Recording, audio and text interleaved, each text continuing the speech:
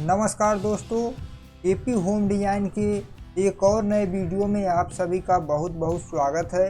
दोस्तों, आज की इस वीडियो में मैं आपको एक बनते हुए घर के बारे में पूरी जानकारी देने वाला हूं। अभी इस घर में प्लिंथ लेवल यानी कुर्सी लेवल तक का काम पूरा किया गया है।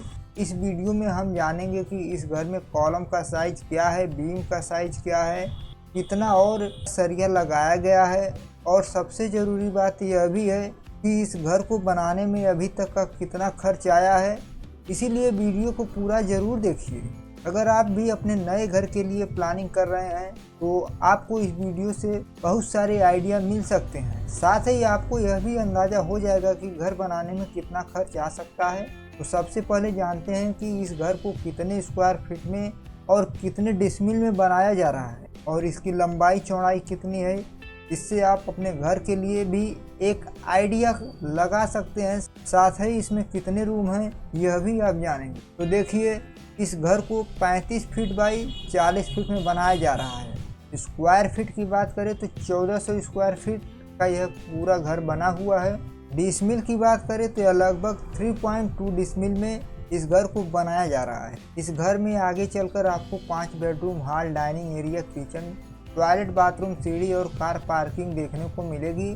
जैसे जैसे इस घर का काम आगे बढ़ेगा मैं आपको इसकी पूरी जानकारी देता रहूं। हम यह भी जानेंगे कि इस घर को बनाने में अभी तक कितना खर्च आया है और आगे कितना खर्च हो सकता है। इसीलिए कॉलम और बीम के बारे में जानना बहुत ज़रूरी है।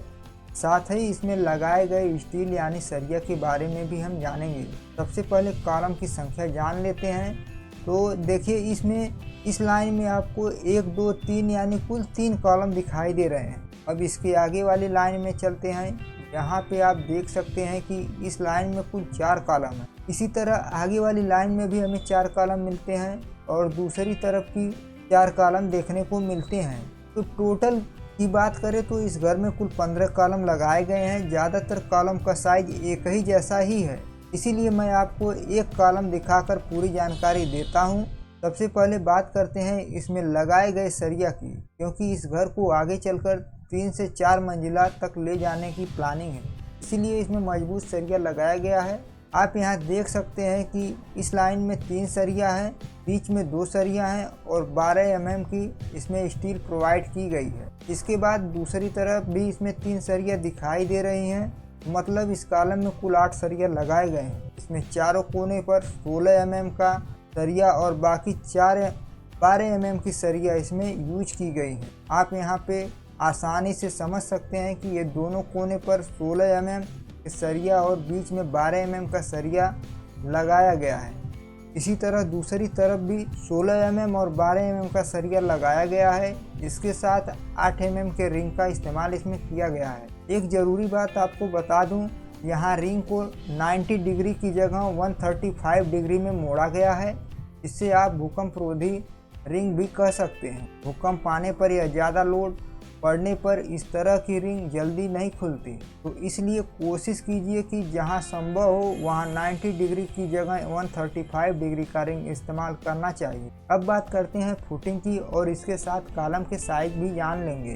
तो इस कॉलम को यहां से यहां तक नापकर लगभग 14 इंच × 9 इंच का कॉलम बना हुआ है। तो इसकी गहराई की बात करें तो ज़मीन के नीचे लगभग 4 फीट के आसपास की गहराई में खुदाई की गई है। तो इसमें लगभग 4 बाई 4 फीट का फुटिंग बनाया गया है और इसे स्लोप डिजाइन में बनाया गया है। आप देख सकते हैं कि लगभग सभी कॉलम में इसी तरह का काम किया गया है। ग्राउंड लेवल में लगभग 3 से 3.5 फीट के आसपास प्लिंथ हाइट रखी गई है। साइड और सामने दोनों तरफ आपको अच्छी हाइट देखने को मिल रही है। मैं यहाँ प्लिंथ हाइट की बात कर रहा हूँ। अब जानेंगे कि इस घर को बनाने में कितना खर्च आया है, लेकिन उससे पहले आपको एक छोटा सा रिक्वेस्ट है। अगर आपने अभी तक हमारे चैनल को सब्सक्राइब नहीं किया है तो चैनल को सब्सक्राइब ज़रूर कर लीजिए और इस घर में लगाए गए बीम के बारे में भी जान लेते। लगे हुए सरिया को मैं आपको पास से दिखाता हूँ, वहाँ जाकर आपको बताऊँगा कि इसमें कितने mm की सरिया लगाया गया है और 4 मंजिल तक के लिए बीम का साइज क्या रखा गया है। तो सबसे पहले बीम की गहराई यानी डेप्थ की बात कर लेते हैं। इस घर में बीम की गहराई 12 इंच रखी गई है और ऊपर जहाँ ईंट की दीवार बनेगी उसकी चौड़ाई 9 इंच रखी गई है। आप यहाँ देख सकते हैं कि बाहर की दीवार 9 इंच रखी गई है और बीम की गहराई 12 इंच है। इसी तरह ज़्यादातर बीम, चाहे वह प्राइमरी बीम हो या सेकेंडरी बीम, लगभग इसी साइज में रखकर बनाए गए हैं। अब चलिए मैं आपको सरिया के बारे में भी बता देता हूँ और साथ में यह भी बता देता हूँ कि अभी तक घर में कितना खर्च आया है। यहाँ आप देख सकते हैं कि सेप्टिक टैंक के ऊपर बीम गया हुआ है। इस बीम के ऊपर की तरफ 3 सरिया लगाया गया है और नीचे की तरफ भी 3 सरिया लगाया गया है। चारों कोने पर 16 mm के सरिया और ऊपर नीचे 12 mm का सपोर्टिंग सरिया दिया गया है। ध्यान से देखिए, चारों कोनों पर आपका 16 mm का सरिया दिखाई देगा और ऊपर नीचे 12 mm का सरिया लगाया गया है। इसके साथ 8 mm के रिंग का इस्तेमाल किया गया है। एक बात हमेशा याद रखिए कि बीम में रिंग का हुक ऊपर की तरफ रखना चाहिए। इसी तरह इस घर का काम किया जा रहा है।